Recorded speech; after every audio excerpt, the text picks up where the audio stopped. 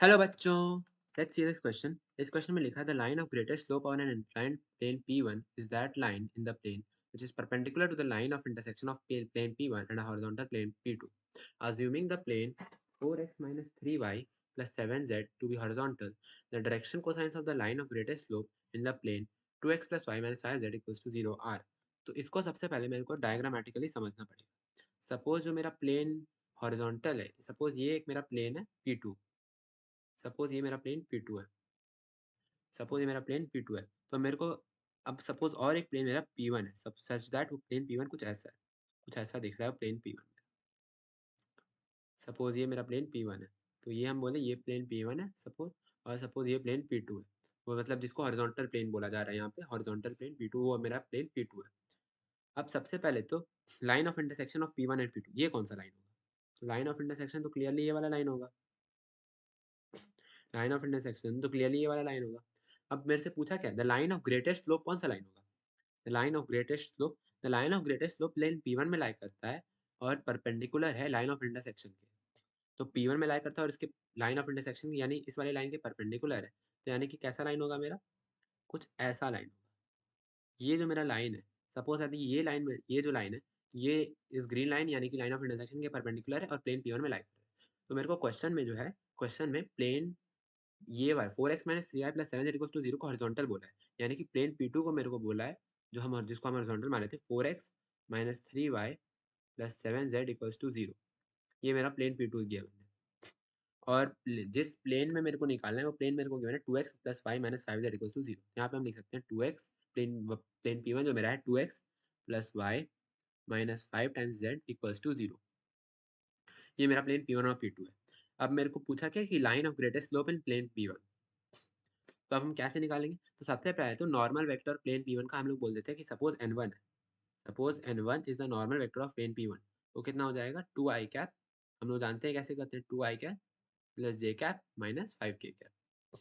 और जो N plain P2 है उसका नॉर्मल वेक्टर N2 है, तो उसका नॉर्मल वेक्टर मेरा हो जाएगा 4i कैप, x का coefficient into i cap minus 5 का कोएफिशिएंट यानी कि 3, फिर j कैप, उसके बाद z का कोएफिशिएंट यानी कि 7, फिर k कैप, ये हो गया N2। अब यदि हम चाहते हैं कि मेरे को इस particular line, line of intersection का मेरे को डायरेक्शन रेशियो मिले, तो ये डायरेक्शन रेशियो निकालने के लिए मेरे को क्या करना पड़ेगा, N2 क्रॉस N1 कैलकुलेट करना पड़ेगा, या फिर N1 cross N2 cross N1 calculate करना होगा। क्यों करना होगा? क्योंकि जो मेरा डायरेक्शन रेशियो होगा, जो कि मेरा ये लाइन है, ये लाइन मेरा दोनों प्लेन्स में भी लाई करता है, और क्योंकि दोनों प्लेन्स में लाई करता है, तो इस ये लाइन मेरा दोनों प्लेन के नॉर्मल वेक्टर से परपेंडिकुलर होगा। अब यदि ये लाइन मेरा दोनों प्लेन के नॉर्मल वेक्टर से परपेंडिकुलर होगा, तो उसका डायरेक्शन रेशियो मेरे को N2 क्रॉस N1 करने से मिल जाएगा। तो सपोज जो मेरा उसका डायरेक्शन रेशियो, अभी उसके लिए हम उसको पहले D से डिनोट करते हैं, D वेक्टर, और D वेक्टर मेरा कितना हो जाएगा N2 क्रॉस N1। तो इसको हम निकाल लेते हैं by the help of determinants. यहाँ पे हम लिखेंगे आई कैप, जे कैप, के कैप, फिर N2 का वेक्टर लिखेंगे यानी कि 4 माइनस 3 7, फिर N1 यानी कि 2 1 और माइनस 5। तो इसको वैल्यूएट करते हैं, तो आई कैप के साथ मेरा आ जाएगा 15 माइनस 7 यानी कि 8, उसके बाद माइनस जे कैप के साथ मेरा आ जाएगा माइनस 20 माइनस 14 यानी कि माइनस 34, उसके बाद प्लस के कैप के साथ मेरा आ जाएगा 4 प्लस 6 यानी कि 10। तो इसको हम फिर से लिख देते हैं 8 आई कैप प्लस 34 जे कैप प्लस 10 के कैप। ये मेरा हो गया direction ratio of line of intersection. तो यहाँ पे हम इसको ऐसे लिख सकते हैं कि ये मेरा डायरेक्शन रेशियो का है, और इसके इसके यहाँ पे हम लिख सकते हैं 8 आई कैप प्लस 34 जे कैप प्लस 10 के कैप। ये मेरे को डायरेक्शन रेशियो मिल गया लाइन का। कौन सी लाइन का? ये वाले पर्टिकुलर लाइन का, line of intersection of plane P1 and P2। मेरे को निकालना क्या है, मेरे को रेड वाला, ये वाला जो लाइन है, इस लाइन को, जो कि बोला गया है क्वेश्चन में लाइन ऑफ ग्रेटेस्ट स्लोप, इसका मेरे को निकालना है डायरेक्शन कोसाइन, या फिर हम डायरेक्शन रेशियो निकालेंगे तो भी उससे हम डायरेक्शन कोसाइन निकालेंगे। मेरे को इस रेड लाइन का डायरेक्शन रेशियो निकालना है, तो कैसे निकालेंगे? इसके लिए मेरे को ये दिख रहा है कि ये जो रेड वाला लाइन है, ये प्लेन P1 में लाई कर रहा है, इसका मतलब है कि ये रेड वाला line, line of greatest slope is perpendicular to normal vector of plane P1, और जो रेड वाला लाइन है वो ग्रीन वाले लाइन यानी कि line of intersection of P1 और P2 के भी परपेंडिकुलर है। तो इन चलो अभी के लिए हम बोल देते हैं कि जो मेरा डायरेक्शन रेशियो है इस रेड वाली लाइन का, वो एक्स वेक्टर है।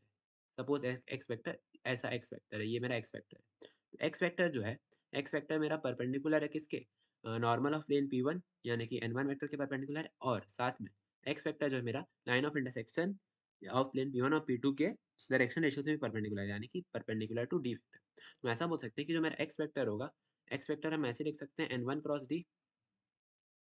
एक्स वेक्टर मेरा n1 क्रॉस डी होगा, मैग्नीट्यूड से तो कोई फर्क पड़ता नहीं है, मेरे को बस डायरेक्शन कोसाइन बताना है। तो अब यहाँ पे हम एक्स वेक्टर वैसे निकालेंगे डिटर्मिनेंट मेथड से। तो n1 cross D x vector जो मेरा है, ये मेरा कितना हो जाएगा, n1 क्रॉस डी यानी कि डिटर्मिनेंट लेंगे i j k। तो i उसके बाद लिखेंगे हम लोग कौन सा vector, n1 vector. n1 vector मेरा कितना है 2 1 -5, 2 1 -5। फिर यहाँ पे लिखेंगे 8 34 और 10। अब इसको इवैल्यूएट करेंगे, आई कैप के साथ मेरा आ जाएगा, आई कैप के साथ मेरा आ जाएगा 10 प्लस 5 इंटू 34, जो कि कैलकुलेट करने पे आ जाएगा मेरा 180। तो 180 आई कैप, उसके बाद माइनस जे कैप, तो माइनस जे कैप के साथ मेरा आ जाएगा 20 प्लस 40 यानी कि 60। उसके बाद प्लस के कैप के साथ मेरा आ जाएगा, प्लस के कैप के साथ मेरा आ जाएगा 34 इंटू 2 यानी कि 68 माइनस 8 यानी कि 60। तो ये आ गया मेरा एक्स वेक्टर का डायरेक्शन रेशियो। तो मेरे को निकालना है डायरेक्शन कोसाइन, तो उसके लिए हम इसको मैग्नीट्यूड से डिवाइड कर देंगे। जब हम यहाँ पे लिख सकते हैं डायरेक्शन कोसाइन जो हो जाएगा, वो मैग्नीट्यूड से डिवाइड करने पे कितना आ जाएगा, वो मेरा आ जाएगा 180 डिवाइडेड बाय मॉड एक्स। उसके बाद ये हो जाएगा -60 divided by mod of x, और similarly 60 divide by mod of x. Mod x बस मेरे को निकालना है, तो यहाँ पे हम कैलकुलेट कर लेते हैं मॉड ऑफ एक्स। यहाँ पे मॉड एक्स कैलकुलेट कर लेते हैं। मॉड एक्स मेरा हो जाएगा 180 का स्क्वायर अंडर रूट ऑफ 180 का स्क्वायर प्लस 60 का स्क्वायर प्लस 60 का स्क्वायर। तो ये मेरा हो जाएगा कैलकुलेट करने पे 60 रूट 11 के बराबर। यहाँ पे हम सब्सटीट्यूट कर देते हैं, तो ये मेरा हो जाएगा 180 बाई 60 रूट 11 यानी कि 3 बाई रूट 11। फिर कॉमा यहाँ पे आ जाएगा मेरा -1 बाई रूट 11, और सिमिलरली ये मेरा आ जाएगा 1 बाई रूट 11। तो डायरेक्शन कोसाइन मेरा कितना आ गया, डायरेक्शन कोसाइन मेरा आ गया 3 बाई रूट 11 -1 बाई रूट 11 और 1 बाई रूट 11। तो एक बार करेक्ट ऑप्शन देख लेते हैं। जो मेरा ऑप्शन में मैच करता हुआ दिख रहा है, वो मेरे को दिख रहा है ऑप्शन ए। तो ऑप्शन ए में लिखा है 3 बाई रूट 11 -1 बाई रूट 11 और 1 by root 11। Option A should be my correct answer. I hope everyone got the solution. Thank you.